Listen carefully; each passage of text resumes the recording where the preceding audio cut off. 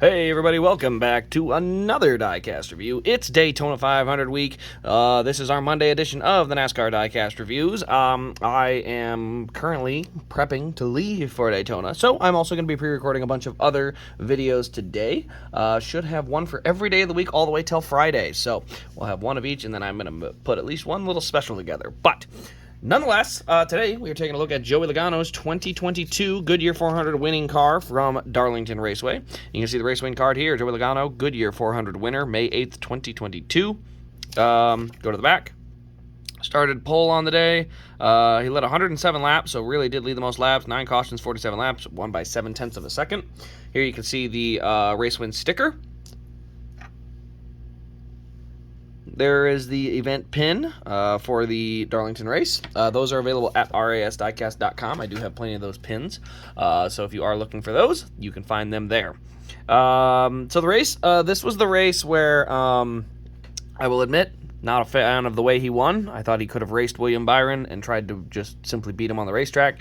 Instead, he punted him and basically wrecked Byron. I think Byron still is able to finish in the top 25, but, I mean, he junked his car, or at least junked all the steering components. He didn't, like, totally trash it, but, yeah, I wasn't a fan of that. I didn't think that move was warranted. I think the idea that, you know, they rubbed a little bit coming off the corner on a restart is justification for punting a guy. I think that's ridiculous, but, you know, it's Joey Logano. As Kyle Busch said, he's two-faced, and I'm 100% on board with that.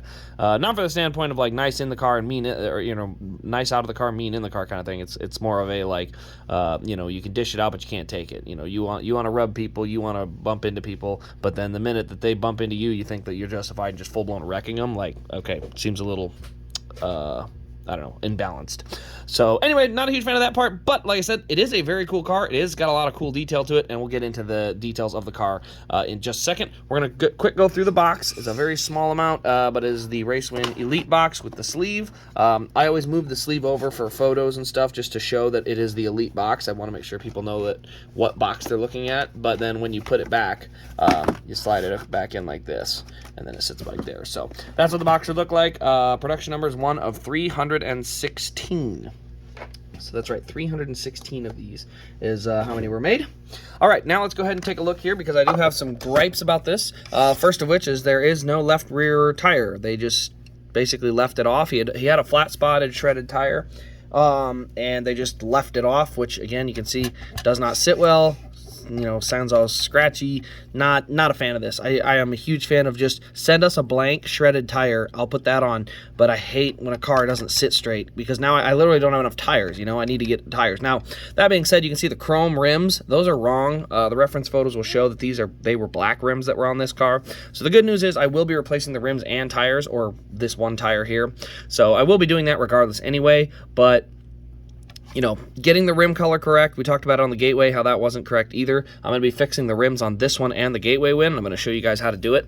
So that way, if you want to fix them on yours, you can have the correct rim color. But, yeah, on this one here specifically, obviously, like I said, the rim color's wrong, and there's no tire. Not a fan of that.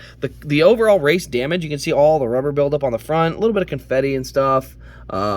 You know, you got these two little marks here. Those are just for inspection, but you can see Goodyear rubber is kind of wore off there. Nice big number 22 shell and Pennzoil. You can see the fuel spillage on the back. Short spoiler, even though they still have this big clear topper to it, which needs to go. They got to get that right. Forward cameras up there. You can see the gold number 22s there. Snap on. And then we got shell and Pennzoil across the hood. But you can see a lot of buildup. A lot of that rubber buildup there. Looks nice and dirty. That's a good look for a raced version. You can see here he did, of course, it is Darlington, so a little scuff on the wall. So you do have some of the marks there. A little bit of confetti there on the tire as well, so you can see that kind of there. But none of the Goodyear tires have the actual Goodyear lettering on it, so that's kind of nice. And then you can see confetti kind of down along the base of the door.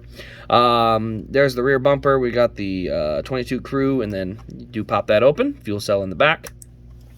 Oh, I didn't show it, but the roof flaps do deploy, so there's those there. And then the hood opens as well.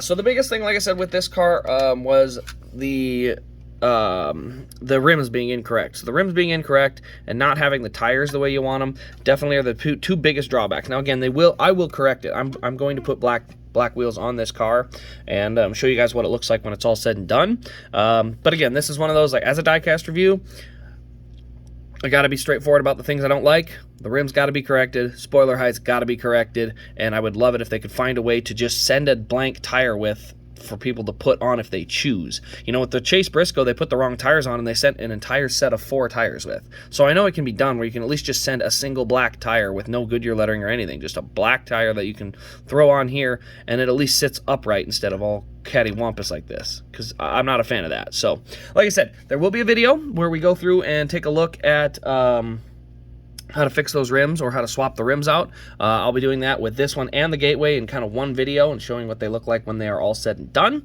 But for now, that'll pretty much wrap up this review. Let me know your thoughts on the Darlington win and what you think about these kind of incorrect rims that were on the Penske cars for a while. But put that in the comments below. Stay tuned all week for Diecast reviews, and then normally I race, we do the streams on Sunday. I will be at the Daytona 500 this year, so I will be missing the stream. No, I don't feel bad about it. Going to the Daytona 500 has always been a dream, so I don't feel bad about missing one. But we'll be streaming the races starting next week. So second race of the year, we'll have everything rolling. So anyway, guys, that'll wrap up the video. Thanks for watching. This has been Race Craze, and we will see you in the next Diecast review.